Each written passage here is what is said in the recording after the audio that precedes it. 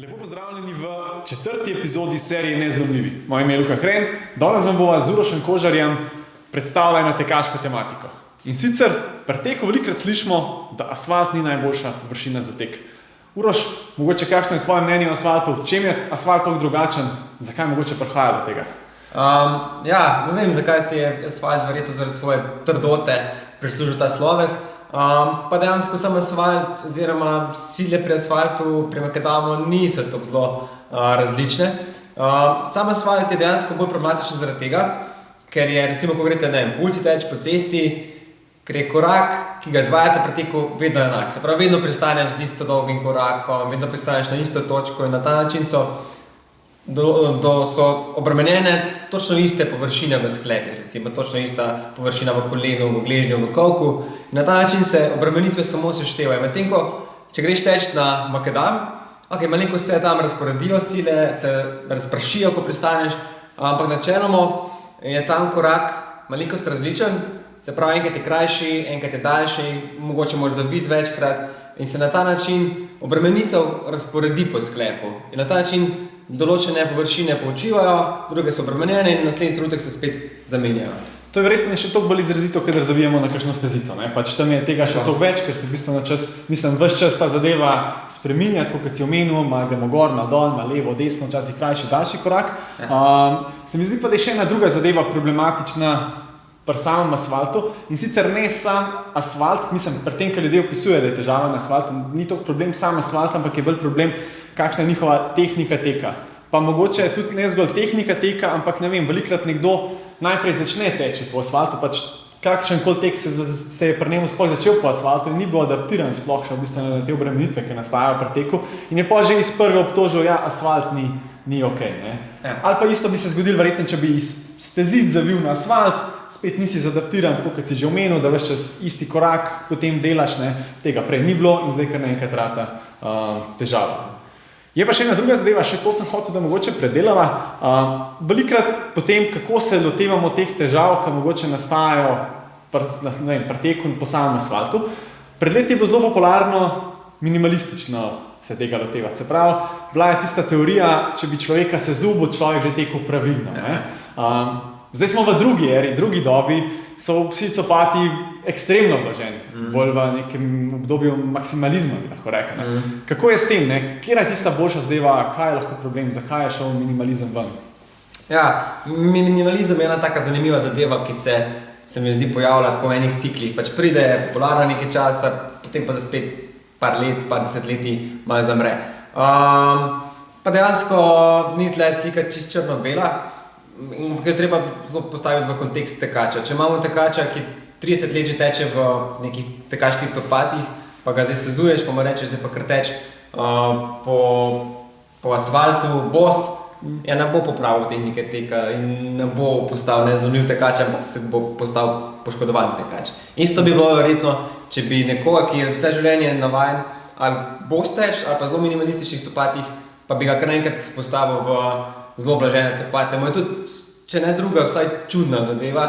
Tlej mogoče bil problem glih, ker je vsa teorija veliko temeljila na tarahumarah iz Mehike, ko v bistvu točen primer tega so oni. Oni v bistvu od malega so v bistvu bosi oziroma v tistih njihovih sandalih in so v bistvu zelo dobro zadaptirani. In oni bi imeli mogoče kontra težavo, če bi jih naenkrat obul, dal visoko peto, se bi na ta način spremenila tehnika teka, obremenitve bi bile drugačne.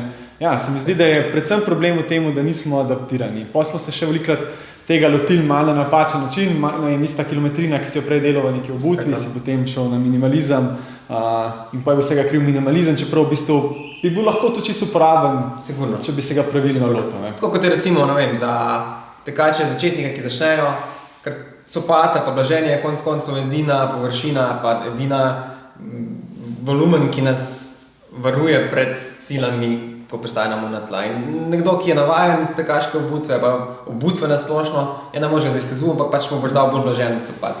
Na drugi strani pa tudi tisti tekači, ki so že boljši, bolj navajeni, hočejo bolj izkoristiti svojo tehniko teka ali pa hitrost, pa daš lažji copat, manj blažen, ker ga bo lahko izkoristil, medtem ko ga nek začetnik ne more izkoristiti svoj. Sigurno. Deva mogoče zdaj tako par nasvetov to vse skupaj strniti. Se pravi, asfalt ni absolutno kriv za vse skupaj, ampak vsako stvar, tako kot ne vem, tudi neke druge zadeve, pač se ga moraš navaditi, se pravi, malo se moraš adaptirati. Če si ravno začel s tekom, v bistvu rabiš nekaj časa, da se nasplošno adaptiraš v bistvu na tek. Mogoče v malo slabši tehniki teka je dejansko makadam lahko malo boljša izbira, ne? Drugače pa predvsem tudi potem lotiti se ga pametno. Par stvari, kaj je lahko problem glede tehnike, bo še pol prikazala. Kar se tiče pa same obutve, se mi pa zdi, da je zlasti pri začetnikih pride upoštev predvsem bolj blažena obutev, ker je tehnika malo slabša, mogoče je korak malo predolg, ne vem, tudi v splošno. Ja, malo večkrat napeto. V splošno tudi telo še ne deluje tako dobro kot celoten ustroj, ker pač sej blaženje se ne dogaja samo v peti, ampak pol tudi koliko bomo v kolenu poblažili, kako se bo pol dogajalo vse skupaj v kolku, trupu in tako naprej, ne. Tako da se mi zdi, da en tak sistem, ne. Pa kdaj mogoče, ko začnemo zaviti na kakšno stezico, pa v bistvu s tem malo pokombiniramo različne obremenitve. Predvsem pa z vidika adaptacije se mi zdi zelo pomembno, da se dodajo zraven kakšne vaje za moč, ker tako, kot smo že večkrat poudarjali, vaje za moč so v bistvu najbolj varno okolje, kjer lahko ves čas v bistvu nadzorujemo hitrost izvedbe, koliko ponovitev bomo naredili, lahko v bistvu tudi zelo točno definiramo samo težavnost, intenzivnost. Pri teku je vse to hitrejše in težje, ne.